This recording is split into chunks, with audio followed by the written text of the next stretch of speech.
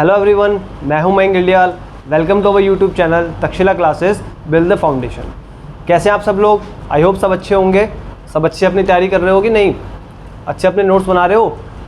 आपको पता है हिस्ट्री की सीरीज़ चल रही है प्रॉपर, तो अच्छे से अपने प्रॉपर नोट्स बनाओ, ठीक है। आपके साथ सारे अच्छे से वैल्यूबल कंटेंट हम शेयर कर रहे हैं। हम हिस्ट्री के आज मेरे ख्याल से 14 या 15 वाला लेक्चर है हमारा, जिसमें हम मुगल्स पढ़ने स्टार्ट कर दिए हैं। कल से हमने मुगल्स स्टार्ट कर दिए हैं। उससे पहले मुगल्स पढ़ने से पहले हमने पूरा दिल्ली सल्तनत पढ़ा है। दिल्ली सल्तनत से पहले हमने पूरे अबाउट मुस्लिम इन्वेजन्स पढ़े हैं। सब हमने बहुत डिटेल से पढ़ा है, कुछ भी नहीं छोड़ा है, ठीक है। आपका स्टेट पीसीएस हो या आपके ग्रुप सी हो, एसएससी हो, कोई भी एग्ज़ाम हो, कोई भी एग्ज़ाम, उसमें अगर आप हिस्ट्री के लिए तैयारी कर रहे हैं तो आपकी वीडियो से बाहर कुछ आने वाला तो नहीं है। इस वीडियो से बाहर को कुछ नहीं आएगा। प्रॉपर अपने नोट्स बनाएं, हमारे साथ जुड़े रहें। हमारी फर्स्ट वीडियो से स्टार्ट करें, जहाँ से हमने पढ़ा है मुस्लिम धर्म के उदय से लेके प्रथम मुस्लिम आक्रमण तक, वहाँ से स्टार्ट करें और मुगल्स तक पहुँच गए। मुगल्स ख़त्म हो जाएगा, उसका डाउनफॉल ऑफ मुगल्स आएगा, उसका मॉडर्न इंडिया आएगा। तो टॉपिक्स बढ़ते रहेंगे आगे आगे, और आपकी ऐसी वीडियोस हमारी चैनल पे आपको मिलती रहेंगी। तो हमारे चैनल से लगातार जुड़े रहें और हमारे चैनल को शेयर करें, सब्सक्राइब करें, ठीक है, ताकि आपको वैल्यूएबल कंटेंट लगातार मिलता रहे। तो अब आते हैं अपने टॉपिक पे। तो कल हमने क्या पढ़ा था? कल हमने पढ़ा था अबाउट बाबर। कौन था बाबर? कहाँ से वो आया था? क्यों वो भारत आया? क्यों उसने अटैक किया? ऐसा उसको क्या लगा कि भारत में अटैक करना चाहिए? भाई कुछ कारण तो होता है ना हर किसी के पीछे। हर किसी के पीछे कुछ ना कुछ कारण होता है। हर इंसिडेंट के पीछे कोई ना कोई रीज़न होता है। तो क्यों आया था बाबर? कि बाबर को इनवाइट किया गया था। किसने किया था इनवाइट? आलम खान लोधी ने और राणा सांगा ने। राणा सांगा कौन है? मेवाड़ का रूलर था, राजपूत थे। उसने इन्वाइट करा। इन्वाइट क्यों करा था? इन्वाइट करने का केवल एक ही रीज़न था कि कैसे ना कैसे करके जो दिल्ली सल्तनत का लास्ट रूलर बचा है, कौन? इब्राहिम लोधी, जो लास्ट रूलर था लोधी डायनेस्टी का, कैसे ना कैसे करके इसको हटाए। इसको मारेगा कौन? बाबर। क्योंकि इनमें इंडिविजुअली इनमें हिम्मत नहीं थी कि इब्राहिम लोधी से लड़ ले। किनकी बात कर रहा हूँ मैं? उसकी, आलम खान लोधी की और राणा सांगा की। इंडिविजुअली ये इब्राहिम लोधी से नहीं लड़ना चाह रहे थे, उसको नहीं मार सकते थे। उसकी सेना बहुत बड़ी थी इब्राहिम लोधी की। तो उन्होंने सोचा क्यों ना बाबर को बुलाया जाए। तो बाबर को उन्होंने इन्वाइट किया।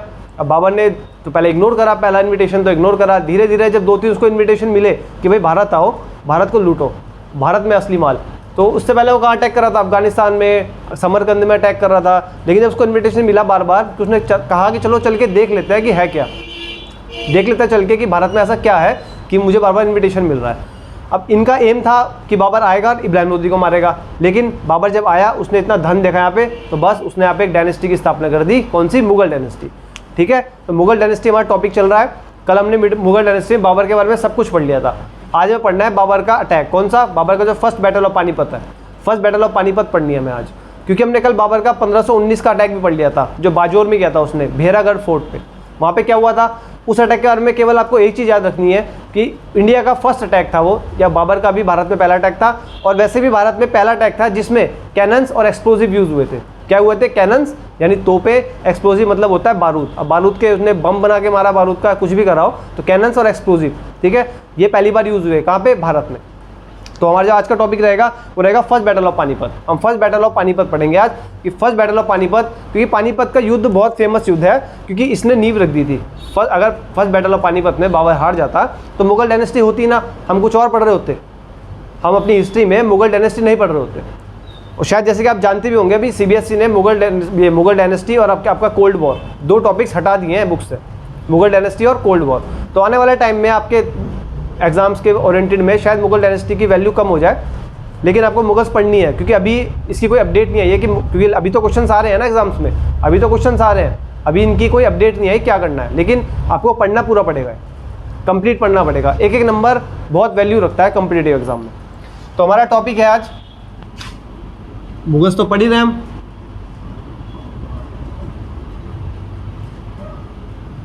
मुगल डायनेस्टी। मुगल डायनेस्टी चली रही है। इसका टाइम पीरियड याद हो गया होगा आप सबको, कब से है?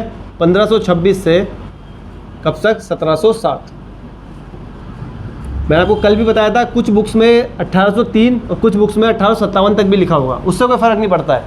आपको बस पता होना चाहिए कि 1803 क्यों लिखा होता है, क्योंकि 1803 में दिल्ली में अंग्रेजों का अधिकार हुआ। और 1857 क्यों लिखा रहता है? क्योंकि 1857 में क्रांति हुई थी, जिसमें जो लास्ट रूलर था मुगल्स का, उसको भेज दिया गया था, उसको यहाँ से हटा दिया गया था। और किसका पूरा यहाँ पे जो था क्वीन रूल शुरू हो गया था, महारानी का रूल शुरू हो गया था यहाँ पे। तो मुगल डायनेस्टी इसका टाइम पीरियड क्या है 1526 से 1707 एडी। एडी की बात चल रही सारी, ये तो कॉमन सेंस की बात है। दूसरा, इसका फाउंडर बता दिया था मैंने आपको। फाउंडर कौन था? कौन था फाउंडर?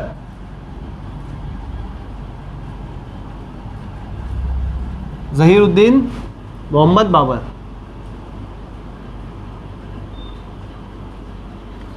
ज़हीरुद्दीन मोहम्मद बाबर, ये कौन था? इसका फाउंडर था। कौन था? इसका फाउंडर था। अब इसका रूलिंग पीरियड क्या है? इसने कब, जब दिल्ली सल्तनत का एंड करके मुगल डायनेस्टी की स्थापना करी है, तो मुगल डायनेस्टी में इसका टाइम पीरियड कितना रहा है? इसने कितने टाइम तक रूल किया है? कब तक किया है? 1526 से 1530, 4 साल मात्र।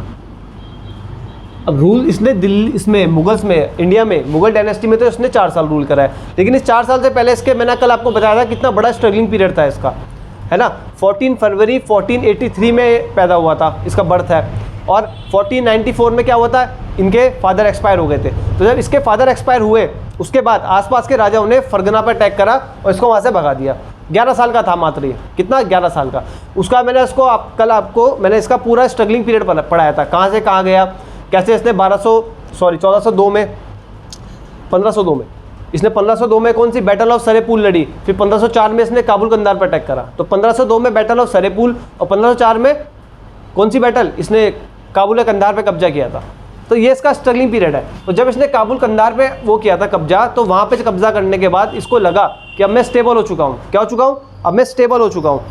क्या हो चुका हूँ? अब मैं काफ़ी स्टेबल हो चुका हूँ। तो उसके बाद इसने एक टाइटल लिया था। क्या लिया था इसने एक टाइटल लिया। टाइटल क्या लिया था? टाइटल लिया था पातशाह या बादशाह का टाइटल लिया। फिर वो टाइटल इसके नाम के आगे जुड़ गया, ज़हीरुद्दीन मोहम्मद बाबर बादशाह।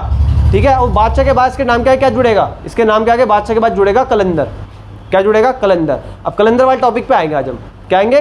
कलंदर वाले टॉपिक पे। तो फाउंडर आप समझ गए, ज़हीरुद्दीन मोहम्मद बाबर। अब देखो, अब इससे पहले का अगर आपने पिछली वीडियो नहीं देखी तो पिछली वीडियो ज़रूर देख लें, उसमें मैंने सब क्लियर कर रखा है आपको ढंग से। ठीक है, वो वीडियो ज़रूर देख लें आप। तो पहला इन 1504 की बात है। 1504 में क्या हुआ? He conquered Kabul and Kandahar. He conquered Kabul and Kandahar. इसने काबुल एंड कंधार पे कब्जा किया। He conquered Kabul and Kandahar. अब काबुल एंड कंधार पे इसने कब्जा कर लिया। उसके बाद इसने खुद को क्या टाइटल दिया था? इसने खुद को टाइटल दिया था बादशाह का, क्योंकि इसे लगा अभी स्टेबल हो गया। इसने खुद को क्या टाइटल दिया था यहाँ से? बादशाह का। ये मैं कल पढ़ा चुका हूँ। उसके बाद देखो आज हमें क्या पढ़ना है? आज हमें पढ़ना है इन 1526। क्या है? 21 अप्रैल। ये डेट भी याद रखनी है आपको इस बैटल की। 21 अप्रैल क्या हुई? First battle of Panipat. क्या हुई?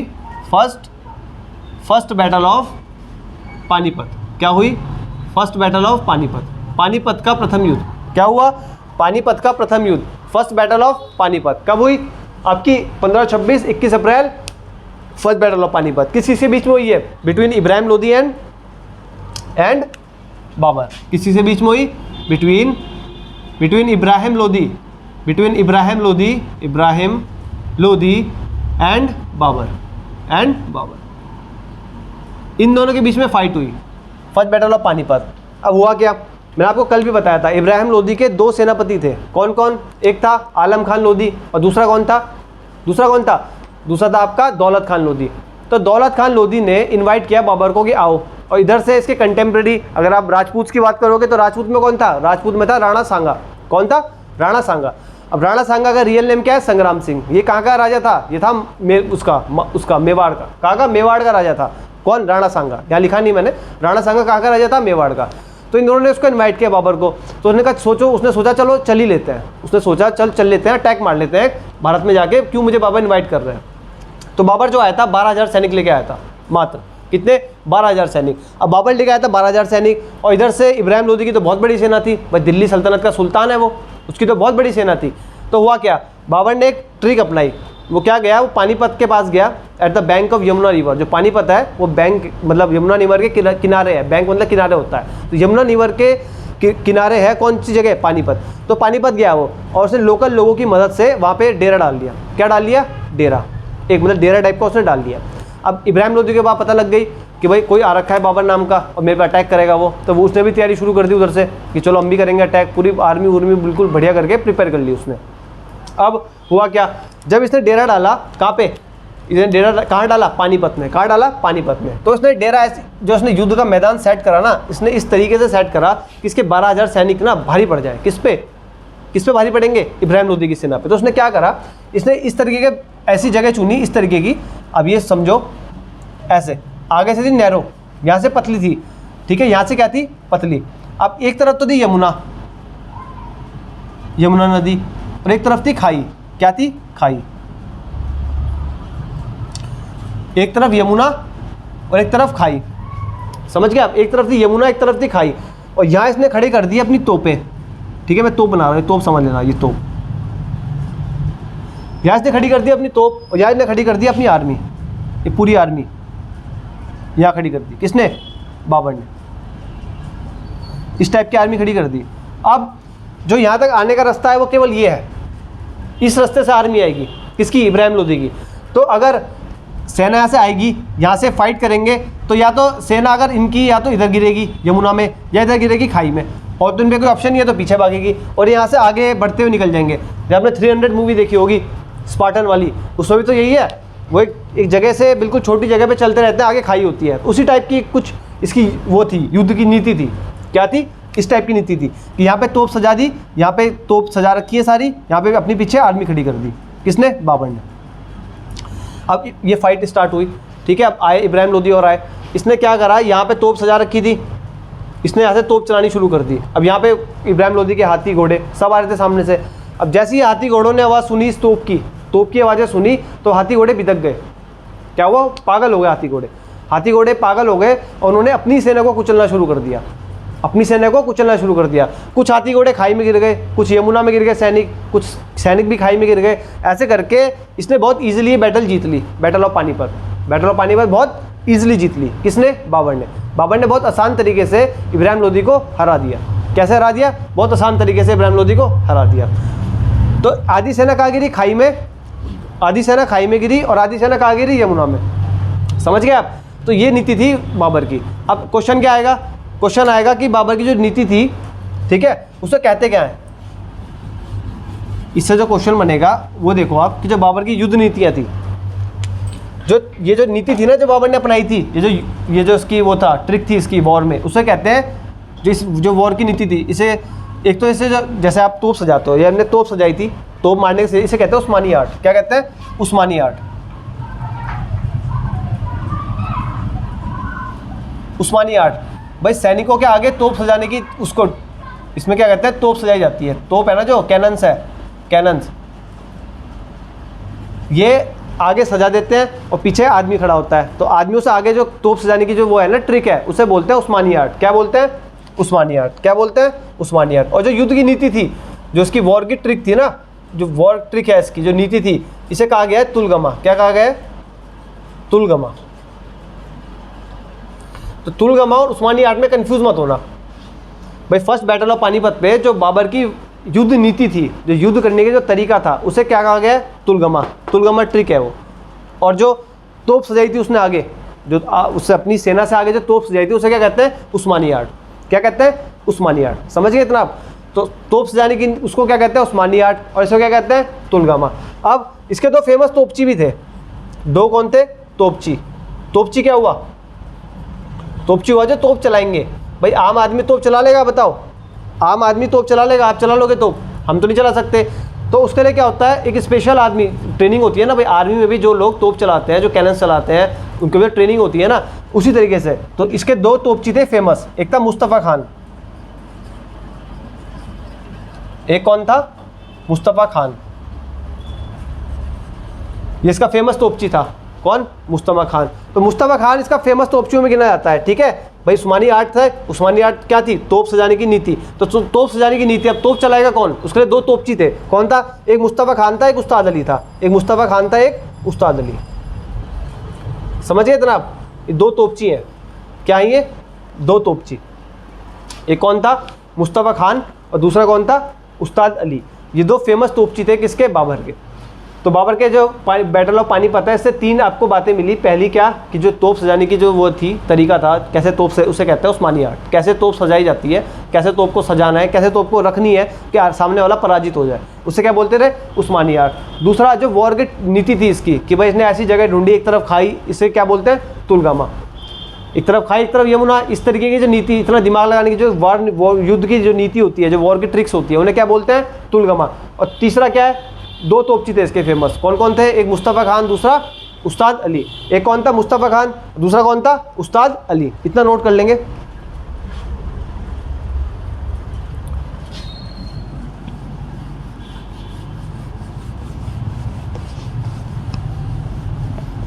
अब भाई मैंने आपको क्या बताया, भाई फर्स्ट बैटल ऑफ पानीपत जीत गया बाबर, बहुत इजीली, बहुत प्यार से बाबर ये फाइट जीत गया। उसके बाद क्या हुआ, इस फाइट के जीतने के बाद क्या हुआ, इस फाइट के बाद ये हुआ कि भाई बाबर ने इस फाइट की जीतने की खुशी में, बैटल ऑफ पानीपत की जीतने की खुशी में, इसने क्या करा, एक तो इसने काबुली बाग बनाया, काबुली बाग, इसने काबुली बाग का निर्माण करा। और दूसरा इसने काबुली मॉस्क्यू बनाई, क्या बनाई, काबुली मस्जिद। एक इसने बनाया काबुली बाग, एक इसने बनाया काबुली मॉस्क्यू। दोनों कहाँ पे है, दोनों है पानीपत में। कहाँ पे है, ये दोनों है पानीपत में। बैटल ऑफ पानीपत पढ़ रहे हैं ना हम, तो दोनों कहाँ पे है, पानीपत। पानीपत कहाँ आता है, हरियाणा। तो काबुली बाग और काबुली जो मॉस्क्यू है मस्जिद, क्यों बनाई थी बाबर ने, समझ गए क्यों बनाई थी, पानीपत का युद्ध जीतने की खुशी में, ये वॉर जीतने की खुशी में। अब ये काबुली, दोनों का नाम काबुली क्यों है, क्योंकि मैंने आपको कल बताया था बाबर की जो वाइफ थी, बाबर की जो वाइफ थी उसका नाम था काबुली बेगम। क्या नाम था, काबुली बेगम। तो इसी की याद में, याद मतलब इसी के नाम से इसने बनाए, क्या, काबुली बाग और काबुली बेगम। काबुली बाग और काबुली मॉस्क्यू किसकी याद में बनाए गए, काबुली बेगम की याद में, समझ गए आप। तो इस खुशी में, किस खुशी में, बैटल ऑफ पानीपत की खुशी में काबुली बाग और काबुली मॉस्क्यू बनाया गया बाय बाबर। ठीक है, तो बैटल ऑफ पानीपत से इतना ही है। पानीपत में यही आपको इतना याद रखना है बस कि काबुली, एक तो तारीख याद रखनी है आपको, डेट 21 अप्रैल को, और आपने क्या रखना है, फर्स्ट बैटल ऑफ पानीपत, ठीक है, कब हुआ, 21 अप्रैल। दूसरा किस किस के बीच हुआ, किसी से बीच हुआ, इब्राहिम लोदी एंड बाबर के बीच हुआ। इसकी खुशी में क्या क्या बनाया गया, इसकी खुशी में बनाया गया काबुली बाग और काबुली मॉस्क्यू, काबुली बाग और काबुली मॉस्क्यू। ठीक है, कहाँ है ये दोनों, पानीपत में है। किसकी याद में बनाए गए, काबुली बेगम की याद में। ठीक है, इतना याद कर लेंगे आप। और जब ये वोट जीत गया तो इसने अपने बेटे को भेजा कि जाओ भाई जरा धन लूट के आओ, जिसके लिए हम आए थे वो धन लूट के तो आओ जरा। अब इब्राहिम लोदी को हरा दिया, अब इसने बोला जाओ इब्राहिम लोदी जहाँ था वहाँ जाओ और धन लूट के लाओ। अब बताओ इब्राहिम लोदी कहाँ था, इसने तो भेज दिया इब्राहिम लोदी के पास। अब बताओ इब्राहिम लोदी दिल्ली में है कि आगरा में है, बताओ। मैंने आपको बताया था कि दिल्ली सल्तनत की आखिरी राजधानी क्या थी, आगरा। तो इसने हुमायूं को भेजा कहाँ पे, आगरा। इसने हुमायूं को भेजा आगरा कि भाई जाओ वहाँ से इब्राहिम लोदी का जितना ही पैसा है सब लूट के आ जाओ, इब्राहिम लोदी का जितना ही पैसा है वहाँ से सब लूट के आ जाओ। तो चल दिया हुमायूं, बाबर का लड़का कौन था, हुमायूं। हुमायूं चल दिया धन लूटने के लिए, वो सारा आगरा गया, सारा धन लूट के आगरा से वापस आ गया, किसके पास, बाबर के पास। और तीसरे जो पॉइंट हुआ, पानीपत जीतने की खुशी में, पानीपत जीतने की खुशी में किसने, बाबर ने।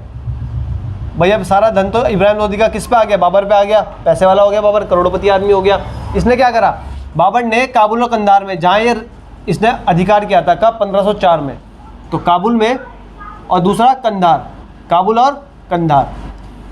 तो काबुल और कंधार में इसने हर एक व्यक्ति को एक एक सिल्वर के सिक्के बांटे, सिल्वर कॉइन्स बांटे सबको, किस खुशी में, कि भाई पानीपत का युद्ध जीत दिया, वहीं से आया था काबुल कंधार से। तो सबको एक एक ने सिक्के बांटे, क्या बांटे, सिक्के, कि भाई क्या हुआ, मैं पानीपत की वॉर जीत चुका हूँ। तो काबुल में जो इन्हें सिक्के बांटे उसे कहा गया है शाहरुख कॉइन्स, क्या कहा गया है, शाहरुख कॉइन्स।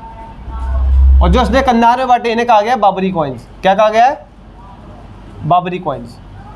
सिंपल है, कोई टफ नहीं होना चाहिए।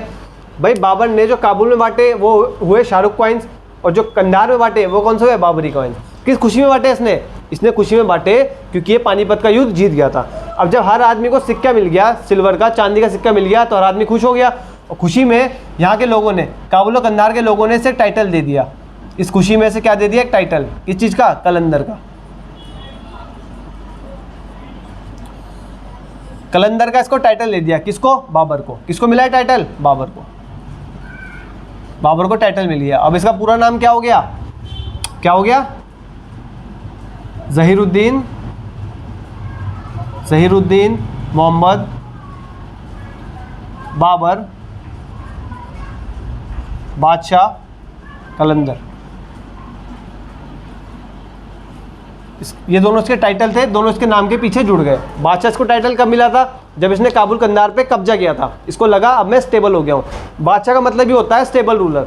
बादशाह का क्या मतलब होता है? स्टेबल रूलर, मतलब स्टेबल रूलर है कौन? बादशाह। दूसरा, इसने उपाधि दी कलंदर की। कलंदर मतलब क्या होता है? कलंदर मतलब होता है कि भाई जो मतलब इन्होंने टाइटल दिया ना, तो काबुल कंधार के लोगों से कलंदर मतलब पैसा दान किया है, तो उसे कलंदर कह दिया कि मतलब कलंदर होता है जो मतलब पैसे का दान कर दे, कलंदर टाइप का लोग है, ठीक है। तो बादशाह और कलंदर, इसको टाइटल दे दिया गया किसके द्वारा? काबुल एंड कंधार के लोगों द्वारा। समझ गए इतना आप? कोई डाउट?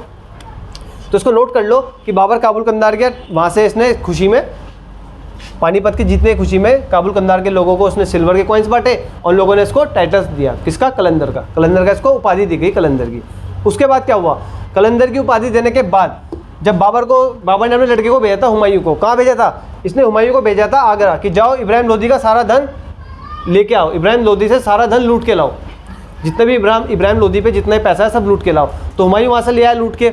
उसके बाद क्या करा हुमायूं ने? उसके बाद हुमायूं गया भाई आपका यहाँ ग्वालियर। कहाँ गया? ग्वालियर। ग्वालियर यहाँ पे एक राजा था विक्रमजीत।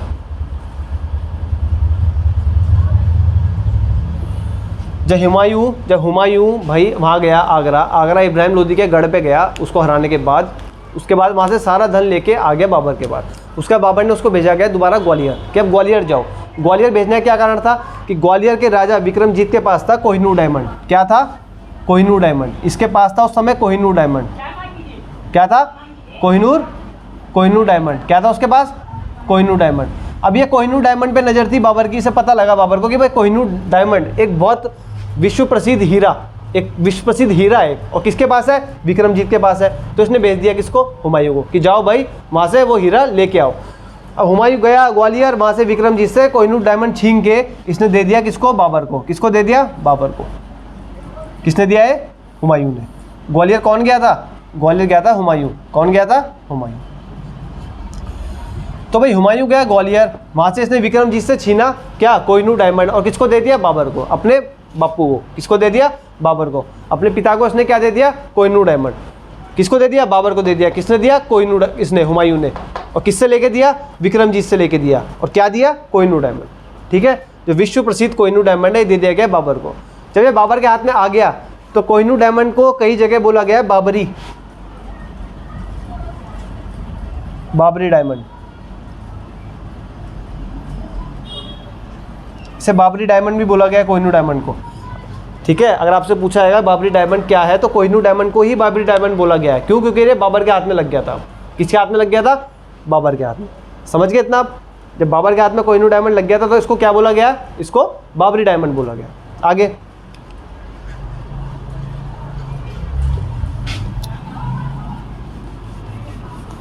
अब क्या हुआ? अब जब कोहिनूर डायमंड भी आ गया बाबर के पास, इब्राहिम लोदी का इतना सारा धन भी आ गया बाबर के पास, अब क्या करेगा बाबर? बाबर की तो मस्ती आ गई, बाबर की तो चांदी हो गई, उसने इतना पैसा कभी देखा ही नहीं। अब हुआ क्या? मैंने आपको बताया था क्या हुआ था। मैंने आपको बताया था कि जब वो दौलत खान लोधी ने इन्वाइट किया था, और किसने इन्वाइट किया था? एक किया था राणा सांगा ने इन्वाइट। किसने? राणा सांगा ने। तो राणा सांगा ने जब इन्वाइट किया था तो राणा सांगा ने से कहा था कि आप इब्राहिम लोदी को मारो, इब्राहिम लोदी से फाइट करो और मैं आपकी हेल्प करूँगा, इसने बाबर को ऐसा बोला। लेकिन इसने बाबर की हेल्प तो नहीं करी। बाबर ने तो तुलगामा नीति के अनुसार, इसने उस्मानी आर्ट के अनुसार हराया किसको? इब्राहिम लोदी को। और बाबर की हेल्प नहीं करी, बाबर से झूठ बोला गया। किसने बोला झूठ? झूठ बोला आपका किसने? राणा सांगा ने। राणा सांगा यानी संग्राम सिंह। तो इससे खुंदक आई किसको? बाबर को। जब बाबर ने फर्स्ट बैटल ऑफ पानीपत जीत ली तो उसको याद आया कि यार इसने मेरे से वादा किया था, इसने राणा सांगा ने, कि मेरी मदद करेगा, लेकिन मदद तो करी नहीं। खुंदक आ गई बाबर को। तो इन 1527 लिखो, इन 1527 एक फेमस बैटल लड़ी जाती है, बैटल ऑफ खानवा। कौन सी? बैटल ऑफ खानवा। एक फेमस बैटल लड़ी गई, कौन सी? 1527 में बैटल ऑफ खानवा। अब जो बैटल ऑफ खानवा है ये किस के बीच लड़ी गई है? जो बैटल ऑफ खानवा है ये लड़ी गई है बिटवीन किस से बीच में? बिटवीन बाबर, एक तो बाबर ही लड़ेगा, बिटवीन बाबर एंड राणा सांगा, राणा सांगा और बाबर के बीच में फाइट लड़ी गई है। कौन सी? Battle of Khanwa. Battle of Khanwa लड़ी गई है बिटवीन बाबर एंड राणा सांगा। क्यों? क्योंकि राणा सांगा ने कहा था कि आपकी हेल्प करूंगा। किसकी? बाबर की। जब आप इब्राहिम लोदी को मारोगे, फर्स्ट बैटल ऑफ पानीपत की बात है, जब इब्राहिम लोदी को मारोगे तो मैं आपकी क्या करूंगा? मदद करूंगा, मैं आपकी हेल्प करूंगा। हेल्प इसने करी नहीं, क्योंकि ये कहीं ना कहीं समझ गया था कि बाबर कैनन कुनन लेके आ रहा है तो खतरनाक आदमी है, अगर ये गलती से यहाँ बैठ गया फिर क्या होगा। तो इसने कहा छोड़ो, देखी जाएगी, मर जाए बाबर ही मर जाए, इब्राहिम लोदी मर जाए, कोई भी मर जाए, फायदा तो हमारा ही है। लेकिन बाबर ने याद आ गया बाबर को कि भाई राणा सांगा ने कहा था हेल्प करूंगा, इसने हेल्प तो नहीं करी। तो बैटल ऑफ खानवा लड़ी गई। क्या लड़ी गई? बैटल ऑफ खानवा। अब बैटल ऑफ खानवा में क्या हुआ? राणा सांगा का साथ दिया 2 लोगों ने। कितने? 2 लोगों ने। 2 लोगों ने राणा सांगा का साथ दिया। एक था मेदिनी राय, एक था मेदिनी राय, दूसरा था महमूद लोदी। महमूद लोदी। अब जो मेदिनी राय था ये मालवा का शासक था। कहाँ का? मालवा का। कहाँ का शासक था? मालवा का। ठीक है। और जो महमूद लोदी था ये एक अफगान था। क्या था? अफगान। तो भाई मेदिनी राय और महमूद लोदी ने इसकी हेल्प करी। किसकी? राणा सांगा की। पर हेल्प करके कोई फायदा नहीं हुआ, क्योंकि राणा सांगा को हरा दिया था किसने? बाबर ने। लेकिन इनकी हेल्प किसने करी? मेदिनी राय और महमूद लोदी ने। अब क्या होगा? अब क्या होगा कि ये चढ़ जाएगा बाबर की नज़र में, ये मेदिनी राय, ये बाबर की नज़र में चढ़ जाएगा। क्यों चढ़ जाएगा? क्योंकि भाई तूने इसकी हेल्प कैसे कर दी? मतलब बाबर से जो दुश्मनी ले रहा है वो बाबर की आंखों में चढ़ता जा रहा है, उसे खुंदक आ रही है, उसे दुश्मन दिख रहा है वो। तो बाद में अभी बाबर इससे लड़ेगा मेदिनी राय से। भाई अभी तो बाबर ने क्या करा? बाबर ने राणा सांगा को हराया। कौन सी बैटल में? Battle of Khanwa. कौन सी बैटल है? Battle of Khanwa. Battle of Khanwa. Battle of Khanwa में किस किस के बीच हुई है? Between Babur and Rana Sanga. ये बैटल आप भूलना मत, इंपॉर्टेंट बैटल है बैटल ऑफ खानवा। इससे कई बार क्वेश्चन आ चुका है बैटल ऑफ खानवा से। कब हुई है? 1527। कब हुई? 1527। बैटल ऑफ खानवा किसके बीच? Between Rana Sanga and Babur. और राणा सांगा की हेल्प किस किसने करी? देखो इधर, मेदिनी राय मालवा के शासक ने, और ये क्या है? महमूद लोदी किसके? अफगान के शासक ने। इसके बाद क्या होगा? इसके बाद होगी 1528 में, अगले साल 1528। 1528 में होती है battle of Chanderi. Battle of Chanderi ये किसके बीच होगी? ये होगी बिटवीन बाबर एंड मेदिनी राय।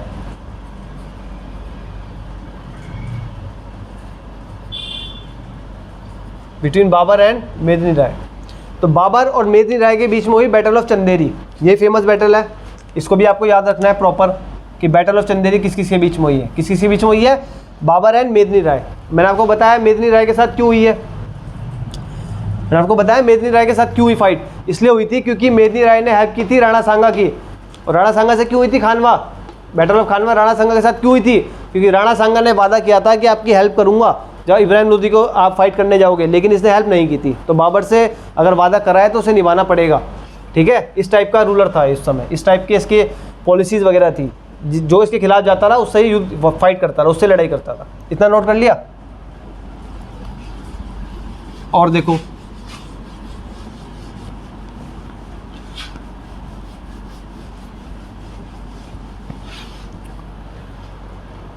तो बैटल ऑफ चंदेरी के बाद, जब बैटल ऑफ चंदेरी हो गई उसके बाद क्या हुआ? लिखो इन 1527 और 28 इसने बाबरी मस्जिद बनाई, बाबरी मॉस्क्यू। क्या बनाई इसने? बाबरी मॉस्क्यू, जो बाबरी मस्जिद है। ठीक है। राम मंदिर तोड़ के जो मस्जिद बनाई गई थी बाबरी मस्जिद है। ठीक है। क्योंकि राम मंदिर तोड़ के ही बनाई गई थी, क्योंकि अब तो सुप्रीम कोर्ट ने मान लिया है, सुप्रीम कोर्ट ने मान लिया है कि भाई राम मंदिर तोड़ के ही बाबरी मस्जिद बनाई गई थी, इसलिए सुप्रीम कोर्ट का आदेश राम मंदिर की पक्ष में आया। तो बाबरी मस्जिद जब बनी, कब बनी? 1527 1528 में। कब बनी? 1527 से 1528 में। अब ये मस्जिद बनाई किसने? ये बनाई मीर बाकी ने। किसने बनाई थी? मीर बाकी ने। किसने बनाई थी? मीर बाकी ने। बाबर के कोर्ट में ही था मीर बाकी, इसने मस्जिद बनाई। किसने बनाई? मीर बाकी ने। कहाँ से था? मीर बाकी था ताशकंद से। कहाँ से था? ताशकंद से। ताशकंद से होने के कारण मीर बाकी का एक नाम और है, इसको भी याद रखना। कई बार ये पूछ लेता है मीर बाकी का नाम कि ये क्या नाम है। तो इसका नाम है, क्या नाम है भाई? बाकी तारकंदी। इसे बाकी तारकंदी भी कहते हैं। क्या कहते हैं? बाकी तारकंदी।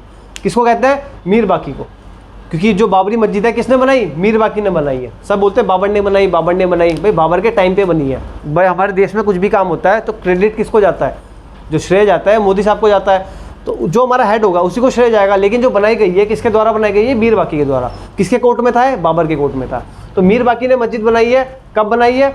1527 से 1528 के बीच। और इसका मीर बाकी कहाँ से बिलोंग करता रहा? ताशकंद से। ताशकंद से बिलोंग करने के कारण, ताशकंद से बिलोंग करता था, इसलिए इसका एक और नाम है बाकी तारकंदी।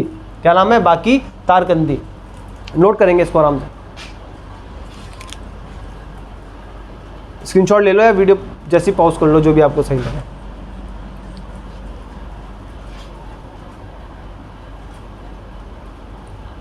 कर लिया? इसके बाद हम पढ़ेंगे अगला क्या पढ़ेंगे हम? 17 बाबरी मॉस्क्यू पहुंच गए, तारकंदी हो गई। अब देखो, जब बैटल ऑफ चंदेरी हुआ था ना, बैटल ऑफ चंदेरी कब हुआ था? बैटल ऑफ चंदेरी, इससे पहले जो बैटल ऑफ चंदेरी हुई थी 1527-28 में, इसी में ही। ये तो मॉस्क्यू का बना दिया, 1528 में हुई थी बैटल ऑफ चंदेरी। लिख देता हूँ मैं, आप कंफ्यूज ना हो जाओ। इन 1528 क्या हुई थी? Battle of Chanderi.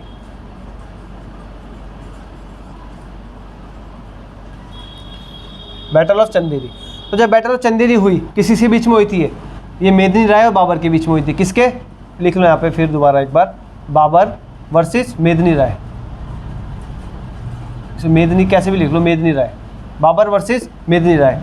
तो बाबर वर्सेस मेदिनी राय, इनके बीच में जब ये फाइट हुई थी, कौन जीत गया था? इसमें बाबर जीत गया था। बाबर इसमें बहुत प्यार से जीत गया था, आराम से जीत गया था। उसके बाद क्या हुआ? इसकी एक पार्टी रखी गई। भाई बैटल ऑफ चंदेरी की खुशी में, जीतने की खुशी में पार्टी रखी गई। तो पार्टी में क्या हुआ? बढ़िया चल रहा था, मीट मूड बना रखी थी उन्होंने, बढ़िया से मीट की पार्टी चल रही थी। ठीक है, फ्लैश था वहाँ पे, चिकन मटन सब जो भी होगा, बोले बढ़िया से पार्टी चल रही थी। उसमें क्या हुआ कि भाई हर आदमी तो आराम से अपना हाथ से उठा के अपना खा रहा है, मीट खा रहा है। एक आदमी था जो तलवार में मीट लगा के खा रहा था, तलवार से मीट उठा के ऐसे खा रहा था, तलवार से उठा के।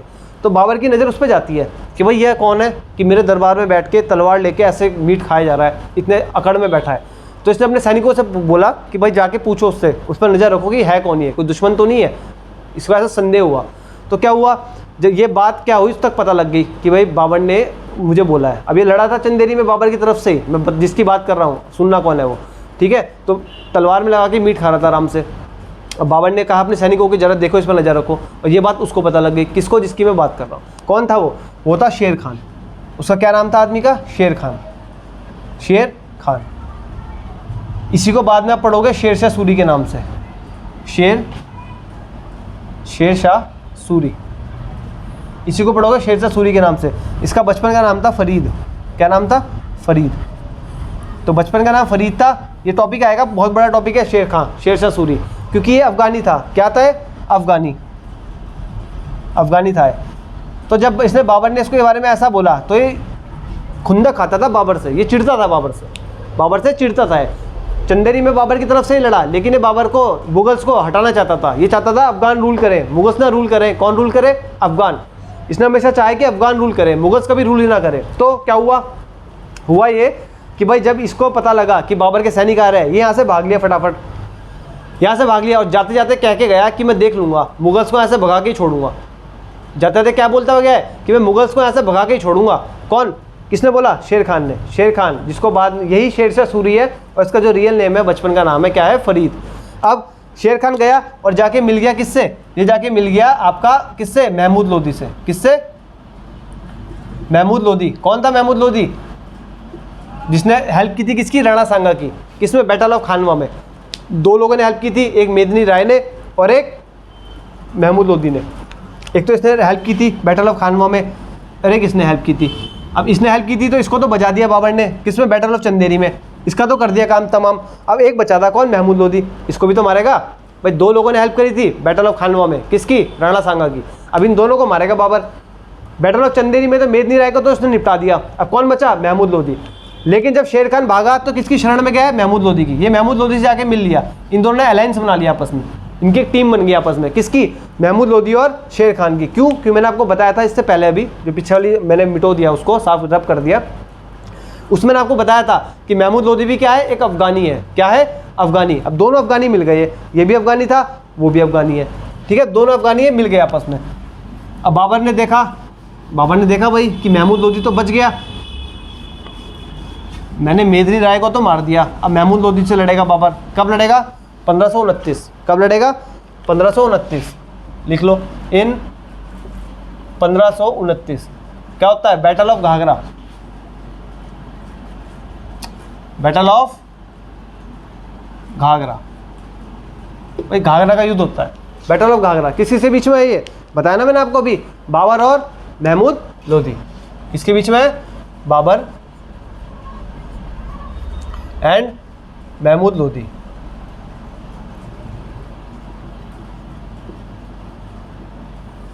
अब इस फाइट के बारे में क्यों याद रखना है? क्योंकि भाई ऐसी फाइट थी केवल जिसमें लैंड में तो लड़े, जमीन में तो होती थी लड़ाई, इसमें प्लस इसमें वाटर से भी लड़ाई हुई। इसमें लैंड और वाटर दोनों में लड़ाई हुई, मतलब समुद्र से भी लड़ाई हुई और ज़मीन में भी लड़ाई हुई। बैटल ऑफ घाघरा में समुद्र में भी लड़ाई हुई, लैंड में भी लड़ाई, समुद्र मतलब वाटर में भी लड़ाई हुई और लैंड में भी लड़ाई हुई, दोनों में लड़ाई हुई है इस बैटल में। किसमें? Battle of Ghaghra. Battle of Ghaghra में ज़मीन में भी लड़ाई हुई और पानी में भी लड़ाई हुई, ठीक है, दोनों में लड़ाई हुई है। इसके बाद इन 1530 बाबर डाइड। बाबर क्या हुआ? बाबर मर गया। कब मर गया?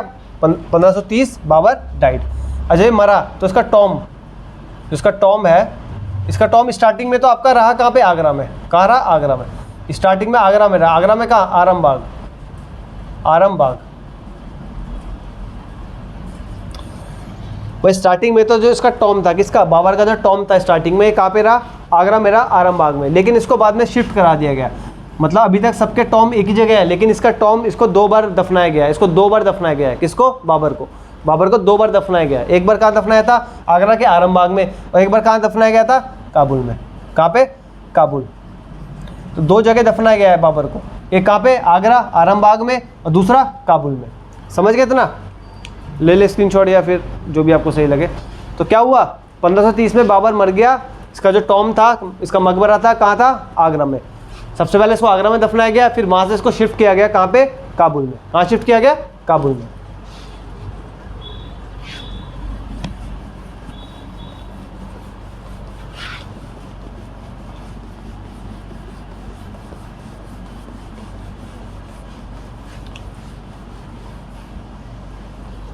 अब जो बाबर की आत्मकथा है, ऑटोबायोग्राफी है, जो बाबर की ऑटोबायोग्राफी है ना,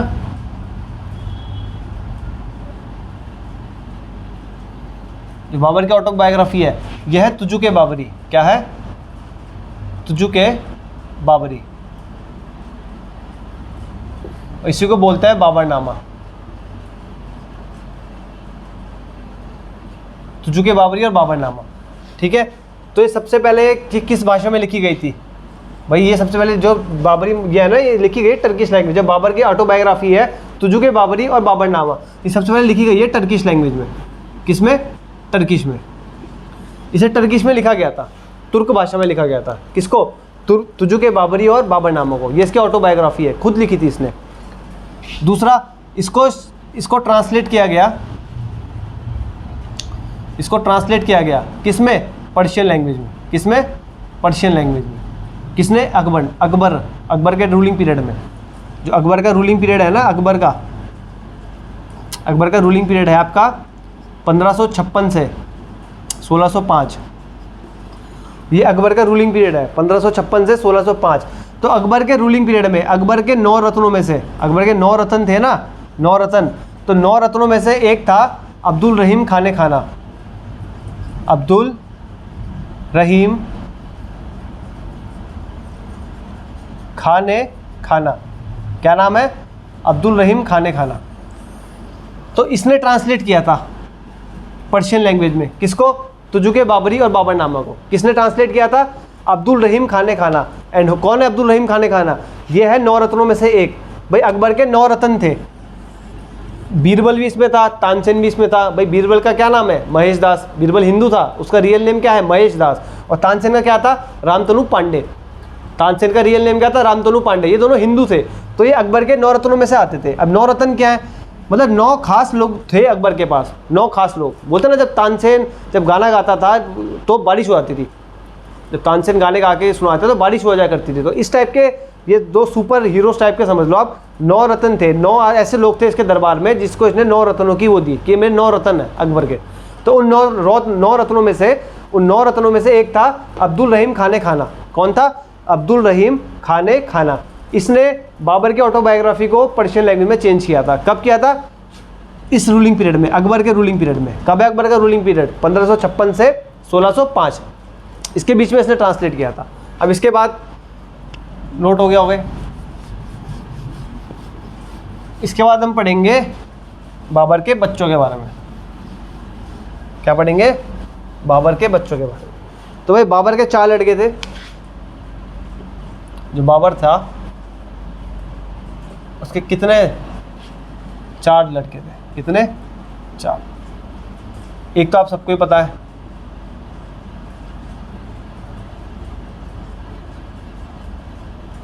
हुमायूं। एक आप सबको पता है हिंदल। एक आपको पता होगा अस्करी। कितना हो गए? हुमायूं, हिंदल, अस्करी और कौन था? कामरान। और कौन था? कामरान। तो हुमायूं, हिंदल, अस्करी और कामरान, ये 4 लड़के थे किसके? बाबर के। 4 लड़के किसके थे? बाबर के। कौन कौन थे? हुमायूं, हिंदल, अस्करी और कामरान। ये 4 लड़के किसके थे? बाबर के। तो इन 4 लड़के थे इसकी डेथ के बाद, इसकी डेथ जब हो गई बाबर की, तो इन 4 लड़कों में लड़ाई ना हो, तो इससे पहले, अपनी डेथ से पहले बाबर इसको बोल के गया था। किसको? हुमायूं को। हुमायूं को बोल के गया था कि हुमायूं चारों में राज्य बांट लेना, जितना भी मेरा साम्राज्य है चारों में बराबरी बांट लेना। क्योंकि हुमायूं पे इसको भरोसा था। हुमायूं शरीफ टाइप का था। कैसा था? थोड़ा शरीफ था। जो हुमायूं था थोड़ा शरीफ था, तो इस पर भरोसा हुआ करता था। किसको? बाबर को। तो बाबर इसको बोल के गया कि जो मेरा राज्य है, साम्राज्य है, इन 4 लोगों में बांट देना आराम से। तो हमारा जो अगला टॉपिक है वो हुमायूं ही है। हम कल से हुमायूं स्टार्ट करेंगे। क्या स्टार्ट करेंगे? हुमायूं।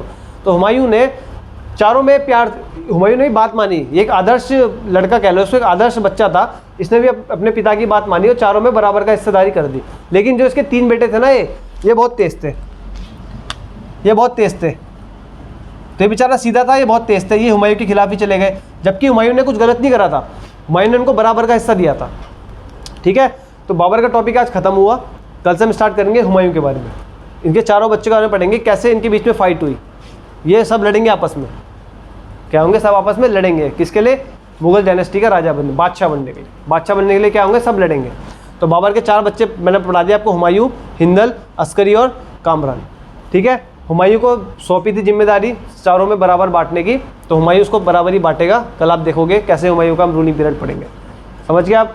तो बाबर के बारे में सब कुछ पढ़ लिया हमने। बाबर कहाँ 14 फरवरी 1483 में बर्थ हुआ उसका, और कैसे मर गया वो, कब मरा? 1530 में। मैंने आपको सब बता दिया। ठीक है, इसकी टॉम पहले कहाँ थी? आगरा में, आरामबाग में, और इसकी फिर बाद में कहाँ शिफ्ट कराई गई? काबुल में। तो सारा टॉपिक आपको बहुत बेस से पढ़ा रहा हूँ मैं, बहुत बिल्कुल जीरो से आपको हीरो लेवल तक ले जा रहा हूँ मैं। हर चीज़ में आपका एक भी चीज़ नहीं छूटेगी। मैंने आपको तीनों फाइट पढ़ाई। इसके मैंने बैटल ऑफ सरेपुल पढ़ाई, बैटल ऑफ खानवा पढ़ाई, बैटल ऑफ पानीपत पढ़ाई, आपको सारी बैटल्स पढ़ाई। इसकी बैटल ऑफ चंदेरी भी पढ़ा दी, बैटल ऑफ घाघरा भी पढ़ा दी।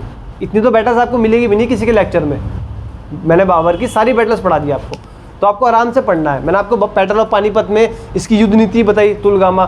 मैंने इसकी उस्मानी कला भी बताई, मैंने इसके तोपची भी बताया आपको, मुस्तफ़ा खैये वगैरह। तो ये आपको सब बिल्कुल प्रॉपर वे में बता रहा हूँ, तो आप इनको ढंग से नोट करें।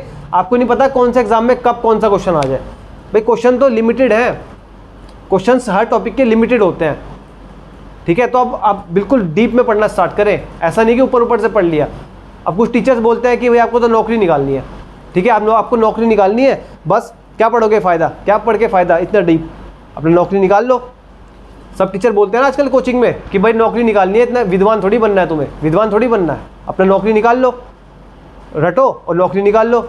अबे नौकरी निकालने के बाद भी तो ज़िंदगी है या नहीं है? रट के आप नौकरी तो निकाल लोगे, उसके बाद क्या बोलेंगे लोग? अबे इसकी नौकरी कैसे लग गई, इसकी नौकरी कैसे लग गई, इससे होशियार तो हम हैं। तो ऐसे नहीं पढ़ना, नौकरी तक ही ज़िंदगी नहीं होती। आप ऐसे पढ़ो कि आपको लाइफ टाइम आप खुद को नॉलेजेबल फील करो, आपको लगे कि हाँ विद्वान बनना बहुत अच्छी बात है। भाई विद्वान बनने में क्या बुराई है? आप रट के पढ़ोगे, 1 साल बाद भूल जाओगे, नौकरी के बाद कोई पूछ लेगा ना आपसे, कोई आपका मान लो कोई एस्पिरेंट ही आ गया आपके पास कि सर आपने भी एग्ज़ाम निकाला है, नमस्ते सर क्या कैसे कैसे पढ़ूँ, आप कहोगे मुझे तो पता नहीं भैया, मैं तो रट के पढ़ा था, अब तो मैं भूल गया, मेरी पे बुक पढ़ी है, बुक ले ले मेरी। तो ये नहीं है भाई, नौकरी के बाद भी लाइफ है, खुद तो नॉलेजेबल फील करो, समझ गए। तो ऐसे रटना छोड़ो, बिल्कुल डीप से पढ़ा रहा हूँ, बिल्कुल अच्छे से पढ़ा रहा हूँ, उस कंटेंट को नोट करके अच्छे से पढ़ाई करो, ठीक है। आज का लेक्चर यहीं एंड करते हैं हम। हमारी ऑफलाइन कोचिंग चल रही है हरिद्वार में, अगर आप इंटरेस्टेड हैं, आप पढ़ना चाहते हैं हमसे, तो हम आपको डिस्क्रिप्शन में अपना लिंक दे रखा है, आप हमें मेल कर सकते हैं, हमारे नंबर पे हमें कॉल भी कर सकते हैं, ठीक है। तो आज का लेक्चर हम यहीं एंड करते हैं, कल से हम स्टार्ट करेंगे हुमायूं, ठीक है। तो ज़्यादा से ज़्यादा चैनल को शेयर, लाइक एंड सब्सक्राइब करें, ठीक है, और अच्छे से अपनी पढ़ाई करें बिना किसी टेंशन के, ठीक है। Okay bye, take care.